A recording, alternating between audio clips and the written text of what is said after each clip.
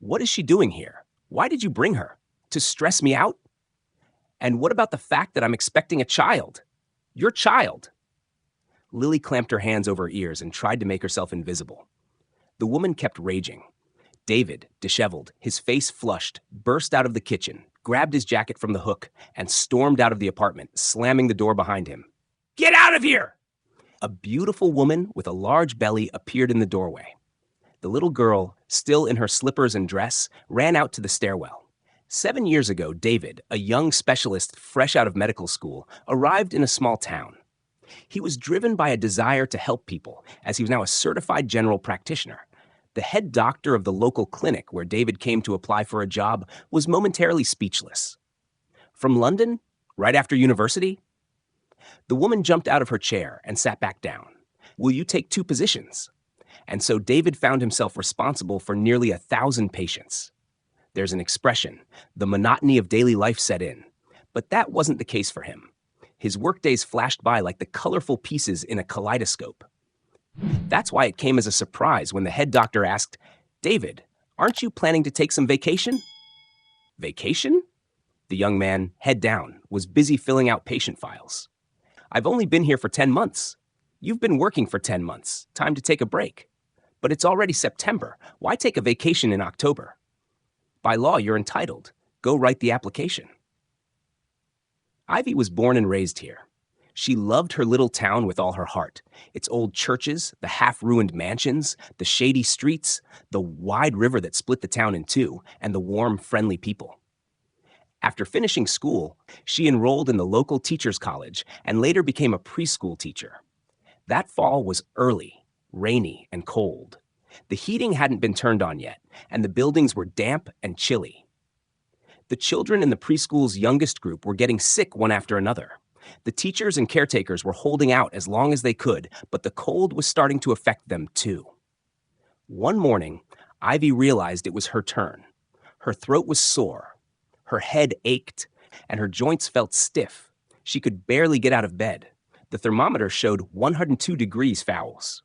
No way she could go to work with that fever. She managed to drag herself to her neighbor, Aunt Valerie, and asked her to call the doctor. Oh dear, I'll make the call, the receptionist sighed heavily. But our doctor can't be in 2 places at once. Drink plenty of fluids and wait. The number of house calls on David's last workday before his vacation left him overwhelmed. By evening, his legs were throbbing, his back and shoulders aching, and his stomach growled from hunger. It was already dark by the time he reached the small house on the outskirts, now converted into apartments. The final patient was listed as a young woman. David wasn't in much of a hurry, suspecting that she was just another student trying to avoid school. No one answered the doorbell, but the door was unlocked, a common occurrence in this quiet town. David entered the house, calling out as he walked inside. On the bed lay a young woman, her face flushed, her hair disheveled, her lips dry and cracked. Her labored breathing was audible even without a stethoscope. Miss, David gently shook her shoulder. Even through the fabric, he could feel her fever. The girl opened her eyes. She's conscious, flashed through his mind. Ivy? He asked, receiving a weak nod in response. What's bothering you? My throat, she whispered. It's never hurt this bad before, and the fever. The symptoms, a sore throat, swollen lymph nodes, high fever, and rapid onset, pointed to tonsillitis. I'll prescribe antibiotics, something for the fever, and a gargle, David said, quickly scribbling a prescription. He hesitated for a moment. Is there someone who can go to the pharmacy for you? No, Ivy whispered. I live alone. Where's the nearest pharmacy? 2 houses down. David hurried to the pharmacy, bought the necessary medications, grabbed 2 lemons from a small shop, and returned to the apartment. He gave Ivy a pill, warmed up some water, and squeezed half a lemon into a jar. In half an hour, take the fever reducer, he instructed, setting the jar on the table. Drink this while it's still warm. Take the antibiotics 3 times a day and the fever medicine as needed. And drink more fluids. There are more lemons here. You didn't have to, Ivy tried to sit up in bed. I'll pay you back. Thank you. Just get better. David and Ivy met 10 days later in the town's central square. Why don't we sit in a cafe? David surprised himself with his suggestion. Something about this girl attracted him.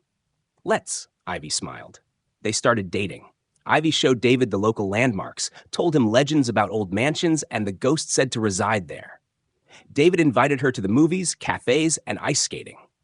The autumn and winter months passed swiftly, the March icicles melted, and soon the coltsfoot began to bloom on the lawns. David greeted Ivy with a huge bouquet of roses. "Today marks 6 months since we started dating," he announced. "And I feel like I've known you my whole life." Ivy's eyes sparkled. That evening, David stayed at Ivy's place for the first time. "David, there's a woman on the phone. She says she's your mother," said Ivy's voice over the phone. David took the call. "David, I barely found you." His mother's voice was tinged with hysteria. "Mom, hello, what happened?" "Dad is in the hospital. He had a heart attack. His condition is serious. Come home urgently." Before leaving, David managed to stop by Ivy's. "I'll be back, sweetheart. Once Dad feels better, I'll return." David's father didn't improve, and on top of that, his mother's gastritis flared up due to stress. David was torn between his sick parents, while also calling the kindergarten and his Aunt Margaret to talk to his beloved for a few minutes. A phone call changed David's life. The voice on the other end was stern and familiar. "David, this is the head doctor of the clinic.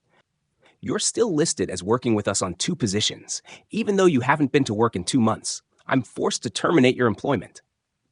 That evening, David called his aunt and asked to speak with Ivy. "My dear, I miss you so much. I want to see you even just for a moment. I had to quit my job. But I'll find work here and come back for you." "I miss you too," Ivy replied. Ivy hung up and took a deep breath. "Still didn't say anything?" Margaret looked at the girl disapprovingly. "If he needs me, he'll come. If not, there's no point in talking." Ivy rubbed her growing belly and left the apartment, swallowing her tears. The city life, job search, new colleagues at the large city hospital, and caring for his parents dragged David in. Sometimes at night, he would think about his Ivy. He called Margaret several times, but at first the phone wasn't answered. And then a man's voice replied that no such person lived there. 2 years after David started working at the hospital, a new nurse appeared. Her striking appearance, attractive figure, and lovely face drew the attention of the male staff and envy from the female staff. But Susie was devoted solely to David from the first day. She wore provocatively short dresses and high heels for him, brought him fresh pastries, and hummed popular love songs while sitting in the doctor's room. But David, who treated both young nurses and elderly caretakers equally, didn't pay any attention to her efforts. The New Year's party, organized by the staff, dragged on. David, indifferent to alcohol, allowed himself a few glasses of champagne and then a couple of shots of vodka that evening. The next morning, he woke up with a headache in an unfamiliar apartment and had no recollection of how he got there. The door to the room opened and Susie walked in. She was barefoot in a short robe with her hair down. "Darling, you're such an insatiable beast," Susie tried to caress David's chest. David pushed her hand away. I'm sorry, but it was a mistake." "A mistake? Yesterday you didn't think so." David hastily got dressed and left for home. A month later, Susie stopped him in the hospital corridor. "David, we're going to have a baby." "I'm pregnant. Aren't you excited?" David needed a couple of months to process what had happened and make a decision. "Susie, the child is innocent. She needs a father. I'll prepare a room for the baby, and you'll move in with me," David said. "Are you proposing to me?" Susie asked coquettishly. "Will we have a honeymoon? Where will we buy the rings?" "Hold on, we're only talking about the baby that's about to be born," David said. "All right." Susie modestly lowered her eyes. At that moment, she least wanted David to guess what she was really thinking. An intercity phone call shattered the silence of the room. "Mr. Williams, it's me. It's Margaret." A long-forgotten voice crackled through the static. "Do you remember? Ivy's neighbor." David leaned against the wall to steady the tremors in his body. Forgotten memories surged back and overwhelmed him. "Hello! Hello! Mr. Williams, can you hear me?" "Yes," he swallowed hard. "Ivy has been missing for a week. The police won't accept my report. And what does this have to do with me? I don't understand." "Ivy is gone. I need to go to work, and I don't have anyone to look after Olia," the woman explained rapidly. "I don't understand. What do you want from me?" "Did Ivy never tell you? Olia is your daughter." "What?" A week later, early in the morning, an elderly woman in a simple coat knocked on David's apartment door. She was holding a little girl of about 5 by the hand. Even at a glance, the child's resemblance to David was clear. An hour later, the tired little girl was asleep on the sofa, and Margaret and David were talking in the kitchen. Ivy was waiting for you. She would come to me, sit by the phone, and wait. She said if you loved her, you would definitely come for her. David clenched his fists until his knuckles cracked, staring with dry eyes out the window, and remembered. Then Olia was born. Ivy and I decided to move in together. We exchanged her small one-bedroom and my tiny 2-room apartment for a larger 2-room flat in the center. It's very nice here, bright, close to a kindergarten, clinic, and park. I called and searched. Ivy didn't want to leave, but it was better for Olia there. She started kindergarten, made friends. Then Ivy went to work and didn't return. The police wouldn't accept my report. They said I wasn't a relative. Where could she have gone? I don't know. She couldn't have just left Olia. The local police came to see me. They said if Ivy wasn't found, they would send the girl to an orphanage. What should we do? David, establish your paternity. Olia will have a father in name, and they won't take her away, and she will live with me. That evening, Margaret returned home by train, and Olia stayed at David's apartment. They quickly bonded and played peacefully until Susie returned from her friend's place. David nervously smoked 2 cigarettes in a row outside and returned to the landing. Soft sobs caught his attention. Olia was sitting on the steps, crying and wiping her tears with her little fists. David picked up the child and rushed into the apartment. "She's got to be out of here by tomorrow!" Susie stamped her foot in anger. "Did you forget this is my apartment? And Olia is my daughter." Suddenly, Susie screamed, turned pale, and collapsed onto the sofa. "Call an ambulance. I feel awful." "You'll go to our hospital. I've already arranged it," David said. Though David didn't have tender feelings for Susie, the birth of a child was always a moment of awe and excitement. The hospital staff already knew that David had a son born that night. In the morning, colleagues offered half-hearted congratulations, casting glances and whispering.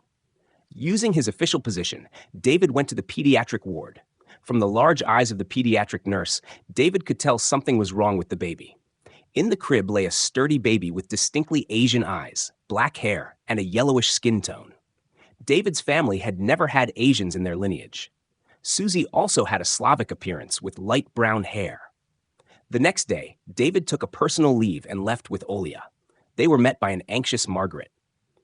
"David, I called the hospitals. In a neighboring town, they admitted a young woman 2 weeks ago. Judging by the injuries, she was hit by a car. The driver didn't even stop. The woman regained consciousness but has amnesia. Let's go, right now." The trip took almost 2 hours. In the tiny ward, on a bed covered with old bedding, lay a girl with a bandaged head. At the sound of their arrival, she opened her eyes. "Mommy!" Olia freed her hand and rushed to the bed. Ivy furrowed her brow, squinting at David's face. And then her eyes widened in recognition. "I knew you'd come." David stood silently, the weight of everything pressing on his chest. Ivy's eyes, once full of the love and warmth he remembered, now seemed distant, shadowed by years of pain and survival. Olia, clinging to her mother's side, was a constant reminder of the life that had continued without him. Ivy took a deep breath, her voice low but steady, as she finally spoke. "Do you want to know what it was like?" she began, her eyes locked onto David's. "Raising Olia without you, all on my own?" David couldn't answer, his throat tight with regret, but he nodded. "For the longest time," she continued, her voice barely above a whisper, "I thought you'd come back. Every night after I put Olia to bed, I would sit by the window, watching, waiting. I told myself that you were just lost, that you'd find your way to us eventually." She paused, glancing down at Olia, her fingers absent-mindedly brushing through the girl's hair. But days turned into months, and months into years. I couldn't wait forever, David. I had to move on for her sake, not just mine. David's gaze fell to the floor, the weight of his absence crushing him. "We struggled," Ivy continued. "I couldn't rely on anyone but myself. The apartment was small, the bills piled up, and I worked whatever jobs I could to keep food on the table. Olia deserved more than I could give her, but she never complained. She's stronger than you think." Olia's wide, curious eyes looked up at her mother, unaware of the deep emotional undercurrent. "I tried to give Olia everything she needed. Ivy said softly, her voice barely above a whisper. I knew from the moment she was born that she would always be a part of you. She has your eyes, your expressions, even the way she scrunches her nose when she's thinking. David listened, unable to tear his gaze from Ivy, who now seemed so much more fragile, so distant from the vibrant woman he had once known. It wasn't easy, she continued, her hands trembling slightly. Raising her alone. There were nights when I didn't know if I could keep going, but every time she called me mama, every time she smiled, it was worth it. I never wanted her to feel abandoned. Her words cut through David like a knife. He had been absent from Olia's life, wrapped up in his own world, unaware of the struggles Ivy had faced on her own. I missed you, Ivy admitted, her voice trembling now. But I had to learn to live without you. We found our own rhythm, our own way of surviving, and slowly I stopped waiting. Olia became my whole world. I didn't need anyone else. David stepped forward, his voice shaking. Ivy, I didn't know. I thought, don't, Ivy cut him off, her voice firm. You didn't try, David. You could have found us, but you didn't. I had to learn the hard way that sometimes people don't come back. And now we're strangers. Her words sliced through him, each one carrying the weight of lost time, of missed moments, of a family he had abandoned without fully realizing it. Ivy, I'm sorry, he whispered, but even he knew that words would never be enough. She stood there, strong and resolute, no longer the woman he had once known. This Ivy had fought battles without him, had raised a child, had endured heartbreak alone. And David was left to wonder if he could ever be a part of their lives again. Olia, sensing the tension in the air, held onto her mother's hand tightly. Ivy looked at David one last time before turning away. You left, David, she said softly. Now you have to decide if you're really back. The silence between them hung heavy as the weight of their shared past pressed down on both of them. David knew he couldn't change what had happened, but standing here now, he vowed to make amends for the future. That's how the story ends, friends. Join the conversation below and express your thoughts on this novel. If you found it captivating, share the link with your friends. And don't forget to subscribe to the channel so you never miss a new story that will make your heart race. Your support inspires us to create more tales. All the best to you. Take care and see you next time.